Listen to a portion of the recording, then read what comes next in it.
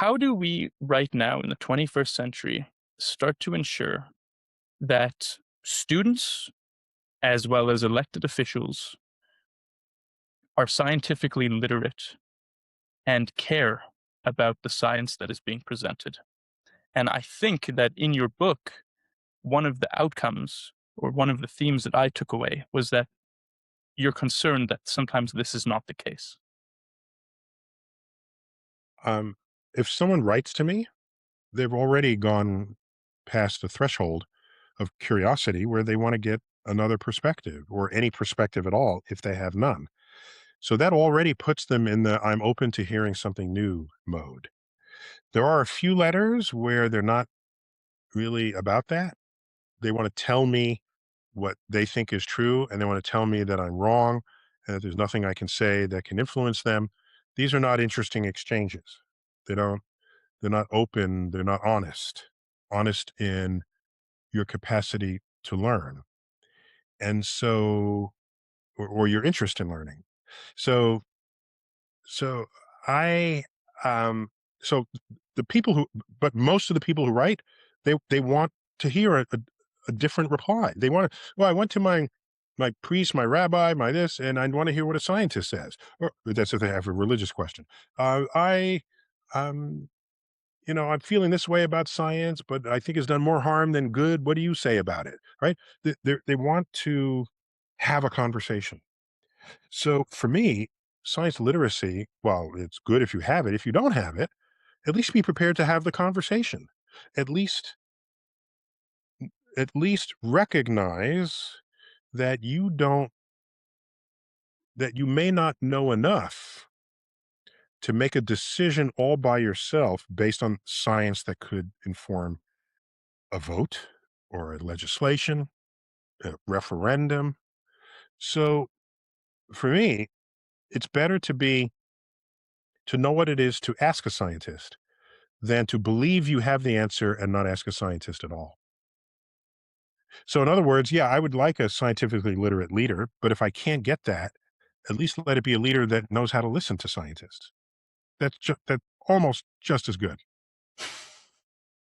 Said so right now I can find an article that interests me and I can post that on Facebook and I could have essentially that article could be a snippet that I found on Twitter. And I can think that I have the entire picture, that I understand the problem that is taking place because I've watched one 5-minute YouTube video, seen two Instagram posts, and this echo chamber that I've lived in has just reinforced everything. What how do you make informed decisions when it comes to, let's say, voting? What process do you undertake to understand enough to feel like you have enough information to actually speak about it? Well, the science literacy helps when it involves issues that involve science. So that would be climate and energy and what else? Resources, resource management. There's a certain fluency being a scientist. You get that for free just being a scientist. But for me, I listen for the possibility that I could be lied to.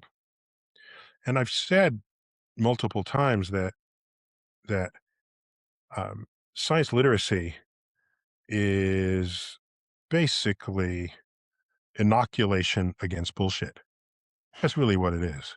And if I'm scientifically literate and you want to sell me something that's just not quite going on with the how nature works, I will call it out on the spot because I have the power and knowledge and wisdom to do so.